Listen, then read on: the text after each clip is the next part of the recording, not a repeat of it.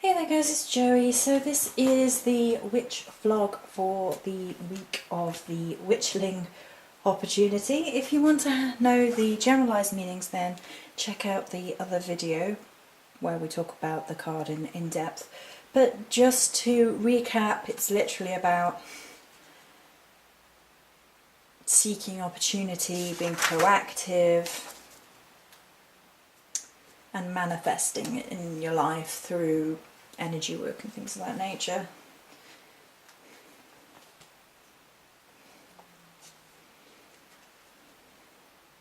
I did note there was elephants in the room. Elements of sort of lunar energy about the card, High Priestess type scrying and things of that nature. The labradorite egg arrived on the very first day of this. Let's have it on there for now. It's beautiful. I was really grateful because otherwise I had a really bad first day. Apologies for this, but I had my period. It was really heavy. Hay fever was really bad, and I just felt rough as a result. I considered that I would probably use a lot of labradorite and possibly lepidolite in my Lunarsar altar. I didn't use lepidolite on the altar, it used in a private crystal grid. And for the rest of this video, this video might be a bit shorter than some of the others because a lot of this week is private. It's Lunarsar stuff, it's spiritual stuff, etc. So a few quotes. A well-read woman is a dangerous creature, HuffPost Women. It's not who you think you are that is holding you back, it's who you think you are not, thewisdomwarrior.com.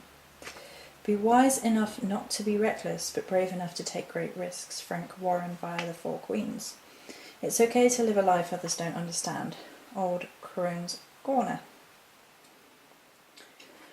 My partner bought me some sunflowers today for Lunarsar. Later, by chance, inverted commas, came across the blog by Sycamore Tree talking about the Nine of Pentacles using the tarot deck Croex, which was a woman holding 9 pentacled sunflowers with a hawk on her shoulder. Message from the card, plant your own garden. Metaphysical properties of sunflowers are to do with masculine, sun, fire energy, fertility, wealth, wisdom, health and wishes. Obviously a strong connection to solar, deity and Lunarsar or Lammas. Each passage of time becomes a part of us as we shed old skins to grow, with picture of Snakes and Roses by Alexis Burbank. As we walk into Lunarsar, we remember the cycles. The sun has risen and set, the moon has waxed and waned, and so too should we change and grow. We strive to place our feet on fertile ground and be a better version of us than we were yesterday. We resolve to move and not become stuck, poisoned and bitter, lashing out at fellow human beings. Our personal harvest can be fruitful, beautiful and giving, or it can be shriveled, poisonous and ugly. The choice, as always, is ours. We can put to death that which no longer serves us as we shed our skins in willing sacrifice and evolve into something greater, or we can cling on to outmoded paths and in fear cling on to the past while acting out with cruel words and crueler deeds. I am reminded today and every day hereafter that I would rather be an honourable warrior of the Morrigan than a cowardly husk of a shell. Joanne Morris, 2014. So at the beginning of, or the first half of the week going into Lunarsar, there was this element of shedding, and I guess that makes sense because of the sacrificial nature of Lunarsar. It's about bountiful harvest, but it's also about personal sacrifice, and with some of the imagery with the god willingly falling on his blade for the goddess, and that's apparent in it's more the Lammas imagery than the Lunarsar imagery, which has differences. Lunarsar being the Celtic feel of it, I guess. But that element of personal sacrifice is definitely there. And at the beginning of the week, there was an element of considering shedding what no longer serves, becoming more than we were yesterday, the day before, last week, 6 months ago, a year ago, 5 years ago, about embracing what it means to actually improve ourselves. And that's often a very difficult process. It's something which a lot of people cannot and sort of will not engage in. Because it's hard work to pick yourself apart, to say, you know what, this is my level of responsibility, this is my job to sort out who I am, I can't keep lashing out at people, that's what teenagers do, that's what children do, and it's about seeing other people as people, about realising it's not just you and your little world, your little bubble, you are not the centre of the universe, but you are interconnected to the universe, so trying to be better than you were and to not drudge up the same nonsense over and over again, not relive the same stuff over and over again, but rather break free of any of that and evolve and become more than you were. So there was a lot of that at the beginning of the week. There was some outside of myself, there was some inside of me, like meditative and contemplating what it was that I needed to do, what I needed to let go of, what I needed to cut out.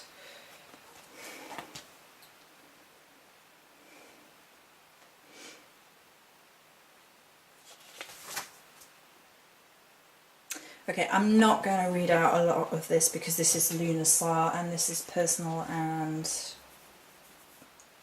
like I said on recent videos, fragments of a whole, which is very much tied into the energies and thoughts and processes and meditations and energies of this week, which it kind of actually sums up a lot of this week, but had to be its own being, I guess. So I'm not going to share everything. And Lunar and most of the Lunar stuff is private and therefore is not on this video. However, we will share that I did pull from the Shadowscapes Tarot the Butterfly Ferrets, which is this card. Which means I am reborn. The butterfly is the ultimate symbol of transformation. The ferret is mistrusting and alert and repels those who would do her harm.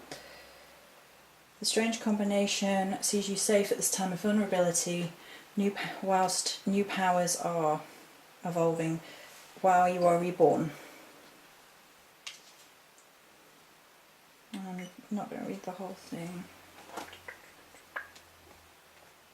It is no easy task for the butterfly to emerge from the cocoon. It involves moving through and transitioning through a zone which is tight. Without the process of restriction and transition, of something to drive oneself against, there can be no flight. We must all struggle at some point or we will not be strong enough to fly. Which kind of ties back to what I was talking about, the difficulty of personal evolution. There's been a lot of butterflies around lately as well, within the garden, I guess, within nature. And there was talk of how it's on Facebook, but there's a picture about a woman cracking and how you have to really smash through to become more, and that sort of tied into the butterfly imagery. A really strong woman accepts the war she went through and is ennobled by her scars, Carly Simon. That was a really strong message for Lunar as well, about being proud of who you are. And I was talking to a friend who was having a difficult time, and I sort of brought up the quote which I really enjoy, which is you're a goddamn tiger who earned her stripes. Now that's sometimes put in context of people who have stretch marks and given birth and all that sort of thing, or people who have been through a lot and survived it, physically or emotionally. But I think it applies on every level. And it doesn't have to just be her stripes either. I think it applies in cases of men surviving things as well. That's why I don't really like that quote being associated necessarily with just with stretch marks, because as in giving birth, because whilst a good portion of women will have given birth, there's going to be a portion of women who haven't given birth, and of course men.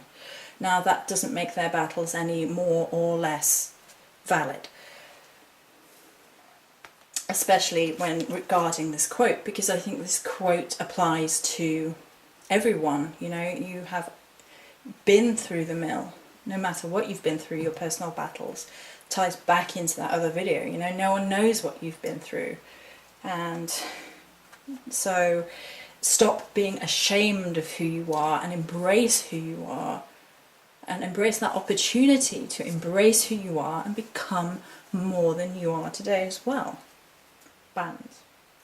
Really, I'm constantly blessed with opportunity. Following a mixed lunar SAR, I had the opportunity to collect thistledown, wheat, heather and wood sorrel.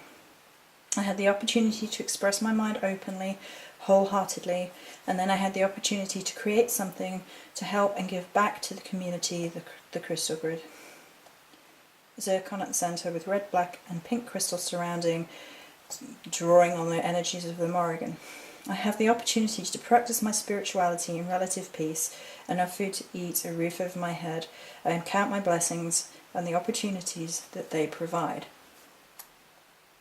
There is a balance in opportunity, I think, between being grateful for what you have and not resting on your laurels. There is a balance between embracing what is destined, what is meant to be, the energies that are meant to be, and then being proactive and active and seeking.